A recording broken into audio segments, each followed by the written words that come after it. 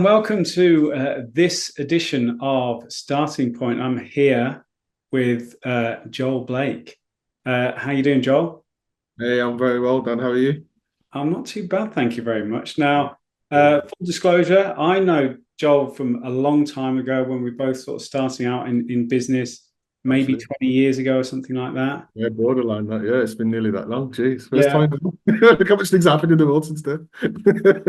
And I've always been sort of staying up to date with your progress, and I've, if I have a look at your LinkedIn profile, your little bio has got bigger and bigger and bigger. But I think the biggest thing that stands out is that you've got OBE after your name. So I know you're heavily involved in diversity and inclusion, but I mean, you tell me how this OBE came about. What did you get that for? Yeah, well, as you know, Dan, from I was 20 years old. I was always passionate about seeing diversity, equity, and inclusion used much more fairly and much more in an actionable way by organizations. And I felt that talent was an area where organizations weren't really getting enough insight on diverse individuals in order to help them to be part of an inclusive working environment. And so um, I started out, doing designing mentoring programs for corporate organizations, work with young people on the ground, helping them to get the skills to be much more shall we say, professional in some regards, but certainly having an understanding of the world of work in that regard. And over the years, that kind of morphed into, working with young people who were coming out of prison, who wanted to start their own business, went up to older people who wanted to start their own business, but having spent 20, 30 years in corporate life, through to then advising government on how they can be much more proactive about creating a much more inclusive business ecosystem in the UK. And so the combination of all of that work over that time, somebody, I guess, noticed that and put me forward for what became one of the most proudest moments in my life and in my family's life. Because, when you do something out of a purpose or a passion, for it to be recognized by others and take it to that level, coming from the communities I've come from and so forth, yeah, it was a real kind of 360 moment. So it was amazing. Very impressive. Maybe one day I'll be recognised for the work I do for something. I'm not sure what. Well, you know what it is, Dad? You know what the ironic thing about those things, and this is why it's not about titles or authority or roles. It's funny, the day that I went and received the medal, and it was Prince William who gave us or gave me the medal on that day. I think the Queen was ill on that day. Rest in peace. But the day after, I was already into fintech at that point, and the day after, someone tried to steal all the code out of our business. So I went from a really super high on the one day to nearly a catastrophic low the next day. And it made me realize that OBE didn't matter. Business is business. Get back to your purpose and get Yeah, back to work. back to the day job. Yeah. You know what I mean? It's those things that keep you grounded when you're working. Things happen, good or bad, but you've got to make sure you stay fixed on what you're here to do and do it in the best way possible. Yeah, and I know you've developed your career, so you've been working side by side with young people, but you've also been advising businesses and also advising government, which is incredible. Mhm. And it's always sort of diversity, equity, inclusion. So for those people that don't know, what does that mean? Why is it so important? Yeah, well, diversity, equity, and inclusion has many different definitions depending on who you're talking to. But in essence, the way that I would see it is that it's about creating an inclusive environment, so a space where everyone can feel that they are included and a part of that environment, regardless of any difference that they may have. So whether you're female, someone from a ethnic minority background, someone who may have a disability, someone who might be neurodivergent, someone who might have a different sexual preference to their core group, whatever your difference is, and the intersectionality of those differences. You want to feel that you can be a part of whatever it is that you are a part of, and you want to feel that you can contribute fairly. But often organizations not necessarily have constructed a type of environment or working environment where everyone can feel included. And so my work has always been around trying to look at it through both lenses. How do we help the individual who has that diversity characteristic to feel included, but at the same time, how do you make the organization understand what that means in a way that can also add value to their business? And so the commercial bottom line is always going to be important, but there's also a social and responsible impact case as well. And so doing good business is about doing good. And that's what I've always tried to help organizations to achieve in that way. Yeah, I think from the business side of things, I think there has been data and reports that have come out that have actually said the more diverse and inclusive you are, the actually more profitable and successful you are as a business. So it's not just, oh, we'll do a good thing. It's actually a benefit to the business, because I presume they have people from different backgrounds and different ways of learning and interacting with people and communicating, that typically their customers will be diverse. So 100%.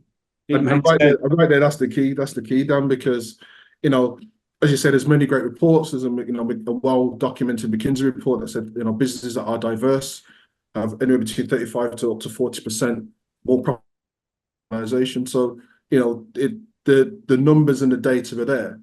But you're absolutely right. More importantly than just the money, it's about the reducing the groupthink, and it's about encouraging more diverse thoughts, ways of thinking, ways of being, ways of attacking the same problem in an organization, because that unlocks the innovation, that unlocks the opportunities, and it also enables you to meet the diverse needs of a wider customer market. Now, don't get me wrong, every business will have a target market that they want to work with. Depending on your business model, you can't serve everybody. However, even within that market that you work in, there is still diversity within itself. People still like different things in different ways. So by having that diversity of thought based on the diversity of people, you can meet so many different needs, which can unlock new revenue opportunities, help your business to be more sustainable, and help individuals to be the best that they can be as well. Who would not want to work in a world like that? So that's always been our focus. Yeah, so I mean, if you're going into looking for a new career, new job, and you're going into a business and you're sort of looking around and you don't necessarily see people like yourself, or you're not sure whether or not there's people in there like yourself, and I'm sure you always have anxiety going into a new business anyway. Mm. But with people that might think they are somehow different from others, you've got that additional anxiety, haven't you? So hopefully, if they understand the value that they bring by being different, hopefully that gives them a bit more confidence going into a new workplace. Absolutely, but let's strip that back a little bit. The reality is that if someone's always been challenged for their difference, whatever that difference may be, there's an internal conditioning, as you say, anxiety around showcasing or communicating their value in new environments, particularly environments when they may feel that, this isn't a place for me, or it doesn't feel like it's a place for me, but it's a place that I want to be. And so first and foremost, it's about helping the individual to really deal with that internal dialogue and conversation around who they are and what they bring into any organization. Certainly I've gone through that experience myself. I remember, before I got, knee deep in entrepreneurship, and, I wanted to be an accountant when I left school. I've always had a thing for numbers. That's what I wanted to do. And I remember going to do a work experience of a week in an accountancy firm. And as I got through the door, I just felt that level of, this isn't for me. No one looked like me. No one sounded like me. And it was this sense of, I don't know enough about this place in order to feel that I can be comfortable. And it turned out that, I had to still go through the process, and I still did the work, but I was right in what I experienced. And that was at the age of 17, 18 at the time. As my career developed, I did spend kind of 3 years as the diversity lead for golf, which is a bit of a left field role that I took on at the time. Excuse me, but I was responsible for designing the diversity and equity and inclusion strategy for the whole sport, and for the UK. And I remember going into, many private golf clubs, and I won't say which ones, but private golf clubs in the UK, where, they didn't need to belong to the governing body, for example. They were, very wealthy golf clubs. They had a waiting list of very wealthy individuals. There was a history of the club captain, their father and grandfather and network. Everyone was the same in that regard. And I remember me going in as a 6 foot tall black guy talking about how you need to be diverse as a golf club. But here's the interesting thing about having that internal conversation with yourself and the fact that educating those who you feel are oppressing you in whatever way, why that's so important, but also being recognizing that you yourself could be the challenge. I remember going into one particular golf club and coming in to deliver this 2 hour training around how their golf club could be more diverse. And they were in an area where within 20 minutes in every direction, there were different community groups who they could engage with, who they weren't, but they were very self-sufficient as a golf club in what they did. So there's me going in, I've got to the gate, pressed the intercom, I've said, hi, it's Joel Blake here, coming to deliver some training, got buzzed through, got through the doors. I went into the door of the golf club, the receptionist looking at me like, what are you doing here? Great, fine.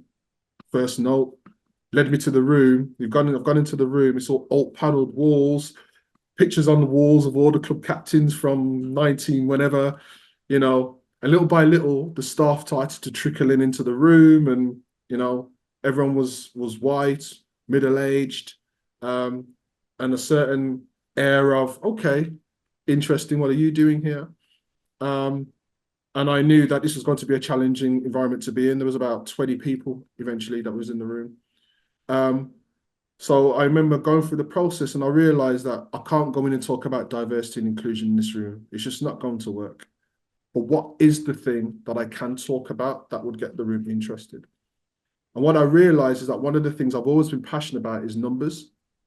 And so I started talking about the demographic opportunity around the areas that they have it engaged in, what the economic opportunity was for the golf club, what it meant in terms of golf club membership opportunities, the demographic shifts in the age profile of their golf club membership, and what that would mean 5, 10 years from now. And the moment I got into the numbers, it's like it's like the ice just thawed out and everyone was just on a level and listening. And then I was able to bring my own personality in at that point, and we started to have laughs and conversation. By the end of that session, I found out that a couple of people had holiday homes in the Caribbean. They love Caribbean food. One of them's best friends was actually a Jamaican guy. Someone wanted my nan's jerk chicken recipe. It made me, and what that situation made me realize is that you have to be your authentic self in any environment, good or bad, because it's not about you, nor is it about them. It's about the thing. It's about the purpose. It's about the outcome that you all have in common. And so for everyone who might feel that they are in that situation, you have to also understand what is it the organization is trying to achieve and how can you contribute to that purpose? Because sometimes people have their own conditioning because that's where they're coming from. I realized that golf environment was because that's what all people knew. And so there was a genuine ignorance around anything that was different. Yes, there was some couple of discriminatory individuals in there, but the reality is that as a whole, they knew nothing different. So by educating and talking and being on a level, we was all able to help each other. And consequently, that golf club opened themselves up to other communities who then used them for weddings and christenings. And they tapped into the South Asian community in particular, which, had a lot of economic contribution to that golf club, which meant everyone won. So diversity can be a real great tool for education, but it starts from you being your authentic self and being confident in who you are and almost having to discount, I guess, the feelings of imposter syndrome or anything like that. I really started to think about, well, whoa, no, what's the value I can really bring into this room? What's the value I can really bring to this organization? But how can I help the organization to use that value in an actionable way? And that's the key. It's how can they use it? Not this is me, this is what I can do. It's more, this is what I can do, and this is how it can help you. And once you get into that level of dialogue, things start to unravel for the better. Yeah, I mean, so it's quite clear that you're into your numbers. And then is it purely from sort of the experience at the accountants that you were kind of aware of the diversity issue and you wanted to try and face that? What was it from a young age when you were at school and you were looking to kind of maybe go into work at that point? Um, did you know what you wanted to be? No, Or when I was in school, like many young people, I wanted to be a footballer. My older brother was a professional footballer. It was in our family. He went to, great heights in the game. So for me, that's always what I wanted to do. Didn't want to do nothing else. But I liked maths. I never got the highest grade in maths, but I liked maths. I liked the mental challenge of trying to deal with problems in that sense. So that's where I think the number came from. Um, but as I got older, I started to recognize, particularly in business, that numbers tell a story of the business. And the numbers don't lie unless somebody makes them lie. But but the reality is that true numbers tell a true story. And that was always fascinating to me because it was an evidence-based approach to dealing with any challenge in a business. And so the numbers gave an independent position to have discussions. And so that's where the numbers thing came from me. I mean, ironically, my careers advisor when I was in school said I was going to be a carpenter, which I have nothing against carpenters at all.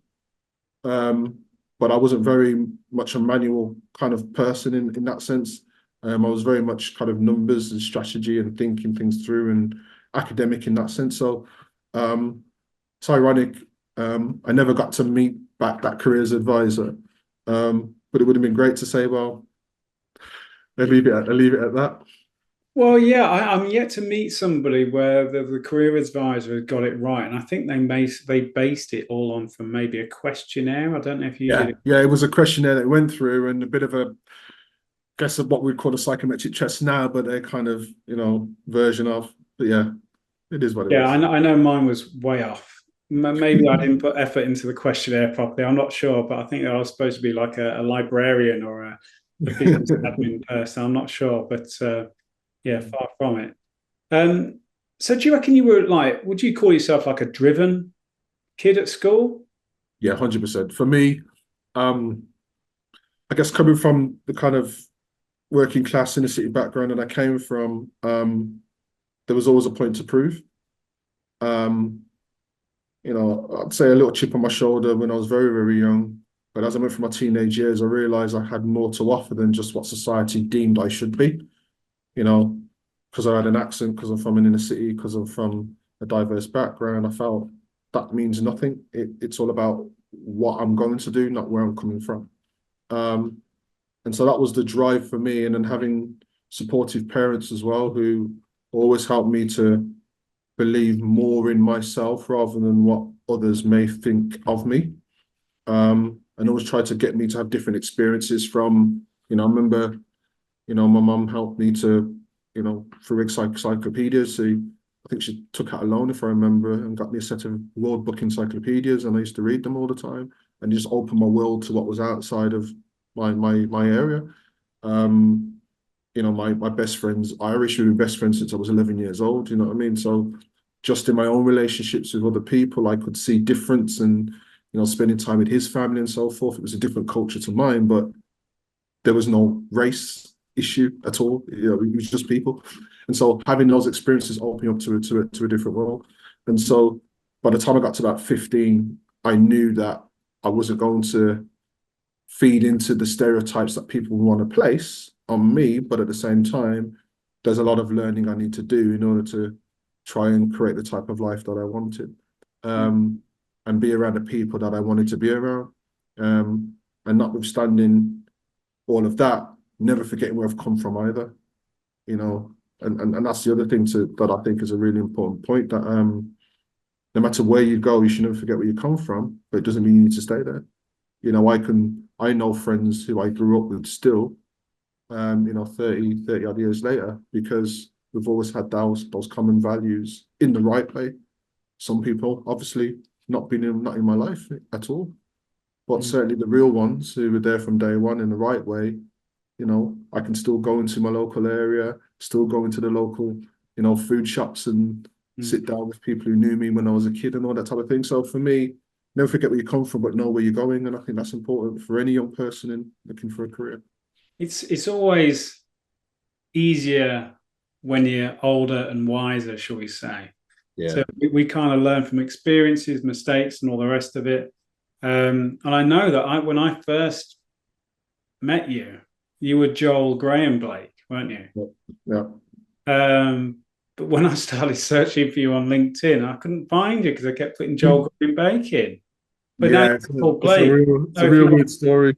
It's a real weird story on that one, Dan. And it's as I reflect on it now, I wish I hadn't, but I'll explain why. So, as a young person, when I was in that kind of limbo stage of saying, right, I'm ready to get into professional services, I felt that I had to adjust my identity somewhat to fit in to professional services. You know, I've always loved the kind of shirt and tie environment, as I used to call it when I was a kid, and I did office junior jobs and stuff like that to get that experience. And then I started working with clients in that space, so I knew it was where I wanted to be, but I still didn't think I fitted in. And so I felt like I needed to adjust my identity, and so my name has two middle names. And so I decided to take one of my middle names and link it with my surname to make myself sound more posh. Um, and, it worked for a little while until I began to realize that once you're in an environment, you still then, the hardest thing is sustaining yourself in it. And if you're trying to put on a mask to fit the needs and expectations of others, it is a matter of time before, that sandcastle will crumble, so to speak. So for me, um, a couple of years in, I made a decision that, okay, I need to kind of be me. And if I can't be me, then I'm in the wrong place. And so I need to either educate where I am or be in places where I want. And so as my career developed and I got more confidence in being myself and more confidence in who I am in those environments and really focusing in on the value I was providing, I made a decision to go back to who I was in my proper name and really beat myself up for a few years after that I even did that in the first place, I'll be honest with you, because it made me think that all the value that I have, I'm putting into the hands of other people. And in most cases, people who didn't really care anyway. Mm. So It's if I it's easier said than done, though, is it, in hindsight? it is done, and for young people in particular who feel anxiety and feel challenged and want to go first into their careers, I would implore them not to do that. It's better to go for the journey of being your authentic self and finding ways of communicating who you are and your value in those environments than trying to conform at the risk of losing yourself. But at the same time, don't beat themselves up because it's Yeah. tough. It's tough if Yeah, you're yeah, trying to compete with other people to get a career, profession, and what have you, and maybe you don't feel like you fit in. People do, they will try their best, won't they? It's yeah. human nature to It try is and. human nature, and you're right. It is tough, and let's be realistic. Getting into work is hard. Finding a new career is hard. Getting sustainable employment in a world where so much things are changing, evolving so rapidly is hard. But you have to really be very clear about what you're bringing to an organization and also understanding that you're also working in a world where good talent is at a premium. So if you can show that you are valuable because you're bringing your skills, your experiences, your knowledge, or whatever you have into that space and can add value to what they're trying to achieve, there is nothing wrong with asking the questions when you're not seeing that inclusivity or you're not seeing that you're in a culture or a space where it's fair. You know, there is a fine line between asking challenging questions and asking questions that are thought provoking and create debate and can unlock new solutions. There is a fine line, and I know certainly in my early career, when I felt that kind of vibe in that sense, I had to really feel confident to be able to ask those questions. And to do so, it was about trying to find mentors and people who could support me to really break that down and then give me the confidence to understand techniques and ways that I could do that. And so that's one thing I would always say to young people, make sure you've got mentors and supporters around you where possible to ask those questions. And it's okay to be vulnerable in terms of asking those questions, because ultimately that honesty and transparency in those conversations will give you the courage to then ask the right questions in the right way at the right time in your organization. But you don't have to do it alone. I guess is the key thing. Thanks, Joel. You've given us a lot of experience, knowledge, and insight. I think it's really, really valuable. Obviously, you've lived it, you breathed it, you've helped a lot of people on the way, young people, businesses, and also on the government. You've been recognised for that with the OBE Entrepreneur of the Year and all the rest of it. So I appreciate your time today, Joel. I really do. But you're not off the hook yet. We have got a quick fire round of questions. Okay. Oh no, I hate this. Okay, go on. Okay. So, what is your favourite career milestone? Getting my first client. And how old were you when you got your first client? I was 24. 24. And what is your top productivity tool? Because I know time is valuable. What do you use most to try and get most done or most information or what have you to try and save time? LinkedIn, but LinkedIn from a viewpoint of creating that earning collection to take people offline. So that's because for me, any business, it's about revenue ultimately, and cash ultimately. So I want to create the right relationships as early as possible to try and do that. And I've always found LinkedIn is a great way of just being yourself, connecting with the right people and doing that. I can see you have over 7,000 connections on LinkedIn, so you've been busy boy on there. And then if you were to choose one of these to climb the career ladder, what would it be out of determination and brains? Determination. Yep. And what did you first want? Well, I think you've told us this, but what was the first thing you wanted to be when you grew up? Oh, footballer, then accountant. And what would you call yourself? Are you a morning person or evening person? Evening. So do you sort of go to bed late? Yeah, quite a lot. What time are we talking? It depends, to be honest with you. If it's a big piece of work I'm working on, it's whatever time I fall asleep. You do work late. Yeah, which I think the latest I went to bed was like 4:30 in the morning working on a proposal. But yeah, generally I try to get to bed at probably about 11. Sleep is important, Joel.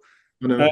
So the best source of info, where do you go to find information about whether it's about diversity or anything that you're interested in that's going to improve your career, your profession, your business? Where's the best source of information? Is it sort of social media? Is it a newspaper? Where would you go? Other people. I'm a great believer that you have to be a student for life, and I don't know everything. So let me talk to the people who do. Yep, good answer. So we all get stressed from time to time. What's your go-to stress relief technique? Photography. Interesting. Not any good, but I'm getting there. I'll have to see that. So one word to describe your career. Eclectic. And what is the most important trait you would look for in a teammate? Integrity. Last but not least, what would your top interview tip be to anybody going into an interview right now? See, that's not a quick fire question, Dan. Top interview tip.